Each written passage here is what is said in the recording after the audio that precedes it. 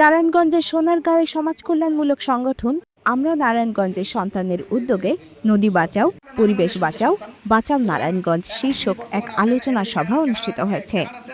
শনিবার ৪ অক্টোবর বিকেলে সোনারগাঁও উপজেলার মোগরাপাড়া চৌরাস্তায় কলাপাতা রেস্টুরেন্টে এ সভা অনুষ্ঠিত হয়। অনুষ্ঠানে সংগঠনের সেক্রেটারি ফহাদুল ইসলামের সঞ্চালনায় সভাপতিত্ব করেন সংগঠনের সভাপতি মুক্তার হোসেন আজাদ। প্রধান অতিথি হিসেবে উপস্থিত ছিলেন আন্তর্জাতিক মানবাধিকার আইনজীবী ও কানাডার অন্টারিও প্রদেশের commissioner Khandakar M A Haque Kaiser.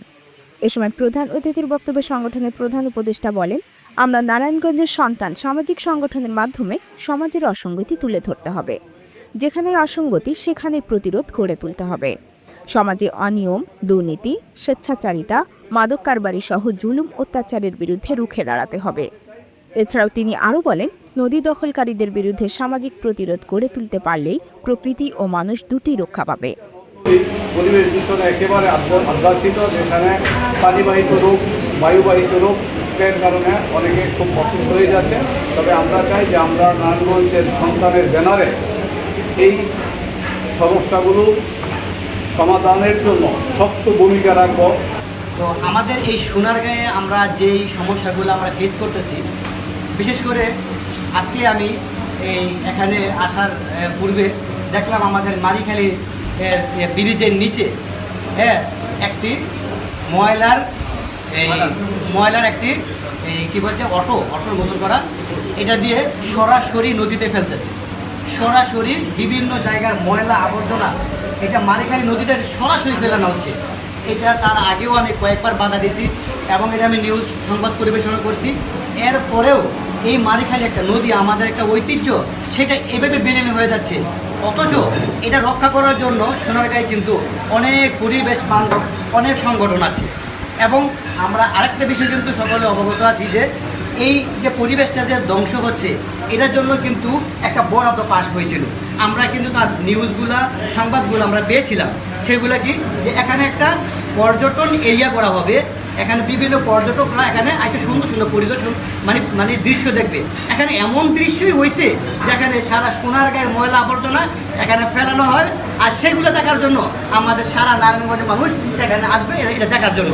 অথচ এটার জন্য কিন্তু আমাদের বর্তমান উপজেলা নির্বাহী কর্মকর্তা ফারজানা রহমান সাহেব, উনি কিন্তু এটা সরাসরি এখানে আসছিলেন এবং এটা ভিজিট করছেন, সেটা উনি দেখছেন। এরপরেও একজন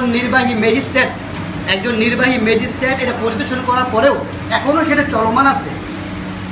আমরা যে এই সংবাদ পরিবেশন করি, সেটার সুরাহ বা সমাধান আমরা কার কাছে যাব?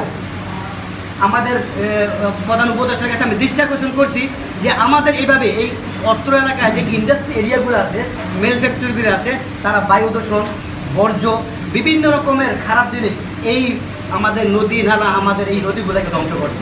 আগামী প্রজন্মের প্রতি দায়বদ্ধতা থেকেই আজ আমাদের এগিয়ে আসতে হবে। এছাড়াও বিশেষ অতিথি হিসেবে উপস্থিত ছিলেন সংগঠনের সহসভাপতি গাজী মোবারক হোসেন, সহসভাপতি ভিপি পারভেজ, আন্তর্জাতিক বিষয়ক সম্পাদক শাহজালাল, ক্রীড়া বিষয়ক সম্পাদক মাসুম পারভেজ, সদস্য আনিসুর রহমান সহ আরও সদস্যবৃন্দ।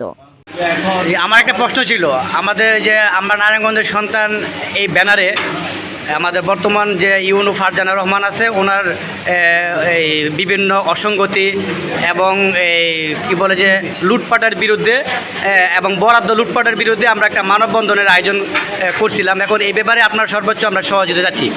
আমার তো রইল, আপনারা যদি রাজি থাকেন, খাওয়া দাওয়ার পরে ওনাদের ফোন করবো, ওনাদের ম্যাডাম একটু আসতে চাই, যাবো, বলুন আপনি যদি অভিযোগ আছে আপনার জবাব বলেন, ভাই আপনি ঠিক করবেন না, আপনি চলে যাবেন। ডিএনওর মতো লোকেরা নিয়ে মানববন্ধন করার মতো সময় আমার মনে হয় কারণ জিনিসটা ঠিক।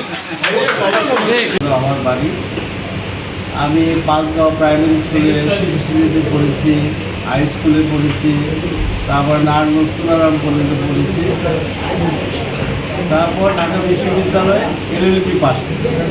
আমি পড়াশোনাটা আমি আসতেছি, তারপর আমার কর্মজীবন আসছে। LLB পাস করার পরে ইউরোপিয়ান ইউনিয়ন একটা আছে, আপনারা জানেন, যেটা সমস্ত ইউরোপিয়ান কান্ট্রিজ মিলে একটা ইউনিয়ন আছে। তাদের স্কলারশিপ দিয়ে আমি বেলজিয়াম ব্রাসেলস ইউনিভার্সিটিতে পড়ছি। এটা ছিল আমার প্রথম আন্তর্জাতিক পর্যায়ে পড়াশোনা। সেখান থেকে আমি ইন্টারন্যাশনাল কম্পারেটিভ লতে মাস্টার্স ডিগ্রি এমএ ডিগ্রি করার পর আমি আরেকটা স্কলারশিপ নিয়ে ওয়াশিংটন ডিসিতে জর্জ টাউন ইউনিভার্সিটির একটা ইউনিভার্সিটি আছে যেখানে প্রেসিডেন্ট ক্লিন্টন ছাত্র ছিল। ওখানে আমি ভিজিটিং স্কলার ছিলাম এবং এই সাউথ এশিয়াতে আমাদের দক্ষিণ এশিয়া থেকে 3 জন ছিল।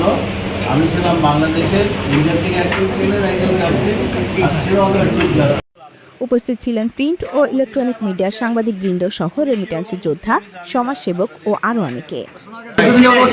2 মাস যাবত ওসি নাই। হেডলেস উপজেলা হয়ে গেছে। এলাকায় মাদকে বইরে গেছে, এলাকার লোক ধরে না, ধরে গিয়ে 8টা দিনের দিবার মধ্যে। এই পর্যন্ত 5 আগস্টের পর থেকে কোনো মাদকের কোনো অভিযান এই এলাকায় করা হয় নাই, এলাকায় কোনো অভিযান চলে না, অথচ মাদক কারবারিরা বিল্ডিং তুলছে, মাদক বিক্রি করে থানা পুলিশ একেবারে নীরব। না, যারা মাদক ব্যবসা করে তারা কিন্তু মাফিয়া, হ্যাঁ ঠিক এবং যারা মাদক বিরোধিতা করেন এদেরকে কিন্তু দরকার মেরে ফেলে। মেরে ফেলাই। এটা জানেন হয়তো বলে যে আমাদের বিরুদ্ধে বিরোধিতা করতেছে, এটা মেরে ফেলে। তো কাজে আমরা ইনভাইটেডলি আমাদের করতে হবে। তো আপনারা যদি এগ্রি করেন তাহলে একটা মানব বন্ধন আমরা প্রধান উপদেষ্টা গেটের সামনে আমরা সবাই রাজি।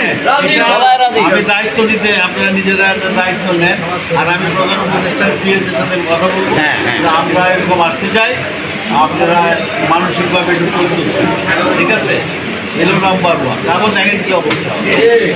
হ্যাঁ, তারপরে হয়তো একটু নাড়াচাড়া হবে, তখন ডিসি সাহেব আপনাদের খুঁজবে, বল ভাই আপনারা কারা, আপনারা আসেন, সেই তো চা খান এসব বলবো, আমি আপনাদের বলে দিই। আর মাদক শাসনকারী যারা, এটা তো একটা বিরাট, এটা একটা আপনারা একটা প্রজেক্ট করেন, লিখিত একটা একটা একটা ফাহাদুল ইসলামের তথ্যচিত্রে আয়েশা আক্তার, চ্যানেল 21, সোনারগাঁ।